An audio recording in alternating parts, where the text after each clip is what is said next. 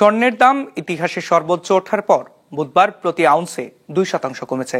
মার্কিন president Donald Trump federal reserve bank প্রধানকে পদ থেকে না সরানো এবং চীনের উপর আরোপিত শুল্ক যৌক্তিক পর্যায়ে আনার কথা জানালে স্বর্ণের দাম কমে যায়।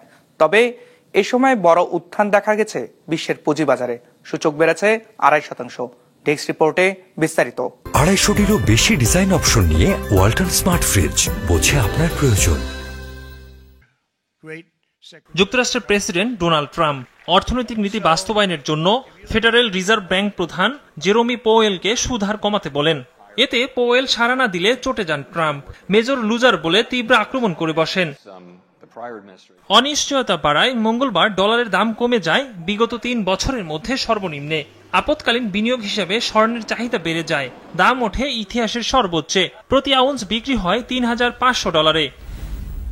তবে বুধবার ফেডারেল রিজার্ভ ব্যাংক প্রধানকে পদ থেকে না সরানোর কথা জানান ট্রাম্প।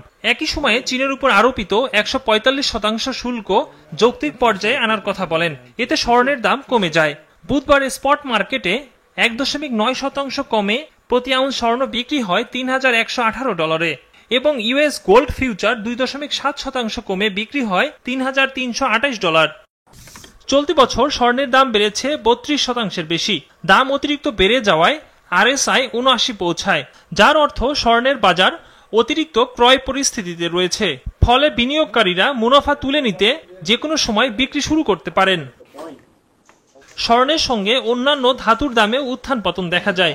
রূপার দাম 1% বেড়ে প্রতি আউন্স প্রায় $33, প্লাটিনাম 0.56% বেড়ে $967 আর প্যালাডিয়াম 0.08% কমে $933 বিক্রি হচ্ছে।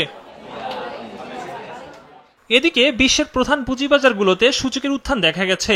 S&P 500 বেড়েছে 2.1%, ইউরোপের স্টক 600 ও জাপানের নিক্কেই 225 বেড়েছে 2%, দক্ষিণ কোরিয়ার কোসপি বেড়েছে 1.5%-এর বেশি। ইকরামুল ইসলাম খান, বিজনেস রিপোর্ট, মাছরাঙ্গা টেলিভিশন।